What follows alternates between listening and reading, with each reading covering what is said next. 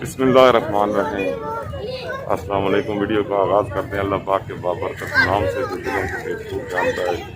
तो हमारे भाई ने हमने उनसे रिक्वेस्ट की थी कि ये जो गरीब झोंपड़ी वाले हैं इनके बच्चों के लिए, इनके लिए नहीं, इन पर बिल्कुल नहीं लगता, इनके बच्चों के लिए। तो उसने रज़ाइयाँ भेजी क्योंकि ये दरिया रावी के किनारे पर रहते हैं और इन्हें बहुत ज़्यादा ठंड लगती है।